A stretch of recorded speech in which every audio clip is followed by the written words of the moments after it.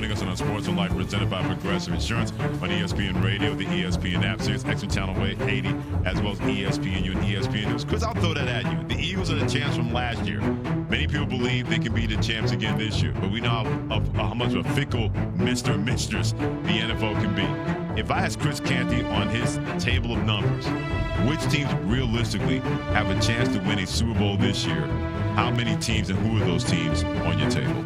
Well, Freddie, see, I had a coach when I played with the Ravens that said that only a quarter of the league has a real chance at being able to win a championship in any given year, right? Right. So we got 32 teams. Break that down. It's 8 teams that have a real shot at being able to win this thing. There are a lot of teams that believe they're contenders, but they're not. They're pretenders. Right. There's only about 6 to 8 teams in any given year that have a legitimate chance at being able to win a title. And so I put together a list of teams in no certain order. These are the teams that I think have a legitimate chance at holding up the Vince Lombardi trophy at season's end. So here they go. The Buffalo Bills, right. The Baltimore Ravens, Okay. the Kansas City Chiefs, the Philadelphia Eagles, Okay. the Washington Commanders, Right. the Detroit Lions, Okay. the Green Bay Packers, and the LA Rams. Okay. So I've got 5 NFC teams and 3 AFC teams. That's how it all breaks down. Okay. I'll say there's 5. And you mentioned 5 of the early ones. The Buffalo, definitely. Baltimore, definitely. Kansas City, definitely. That's 3 from the AFC, in my opinion. The 2 from the NFC, Eagles and the Rams. I think Devontae Adams is going to be really, really special for that Rams offense. I agree. And I agree. That defensive front line, they got a bunch of filthy McNasties in that front 7. That's going to cause a lot of problems for anybody trying to play the Rams. I guess I'm not sold on Washington yet, and here's why. I still think they need to find a running game to go with Jayden Daniels consistently. This way, everything is not on him, even though he has more of that capability. And the defense should be a little bit better. But here's the one concern I have about the Washington Commanders.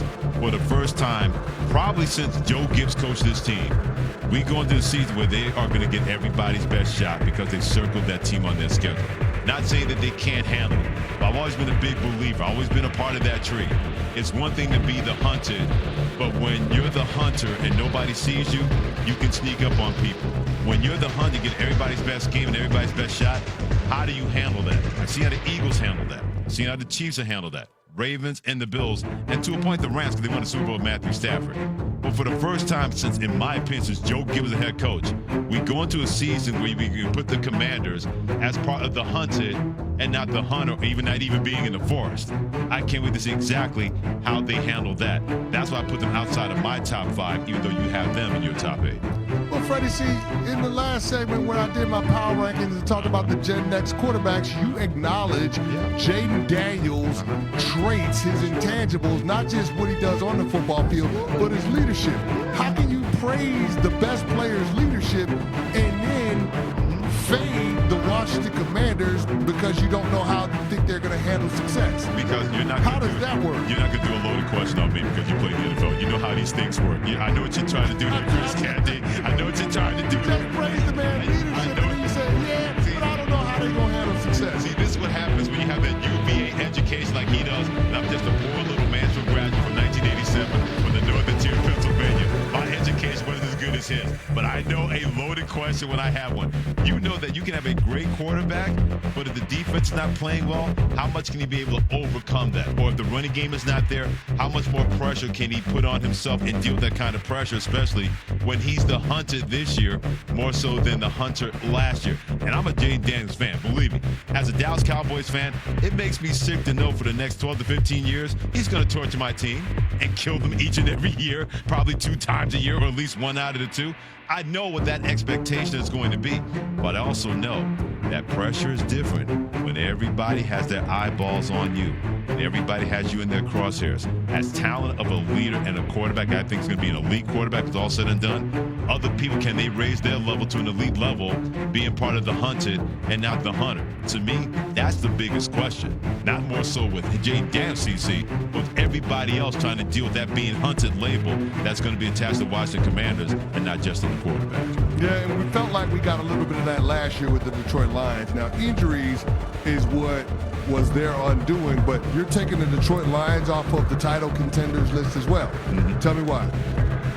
When you lose two coordinators that are really good for you, Ben Johnson, the offensive coordinator, and Aaron Glenn, the defensive coordinator, both of those guys are head coaches, immediately there's going to be a curve that the quarterback, Jared Goff, had to overcome and that the defense had to overcome. And to be fair, the Lions defense was pretty good last year until everybody got injured. I mean, they were putting me on the stand. They were really good until everybody got injured. Absolutely. Start that guy. Start that guy. Start that guy. They were pulling people out of the stands and played in the Empire Football League to play defense, and they just got one at the end of the year.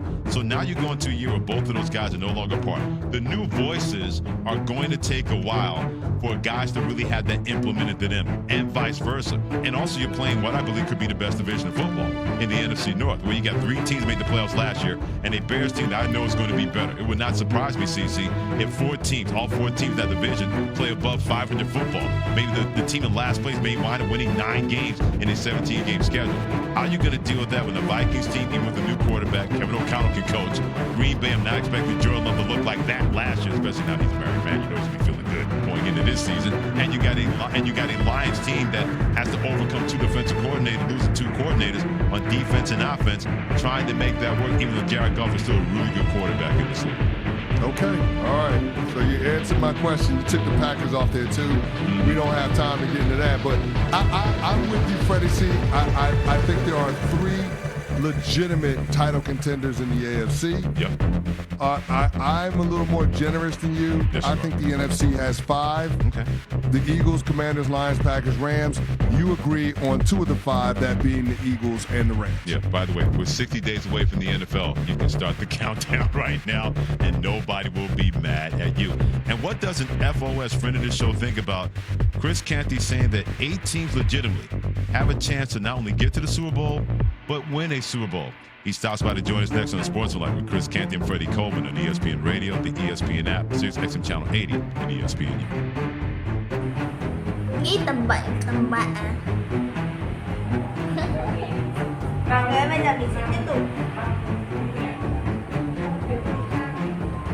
Không, sạc điện thoại.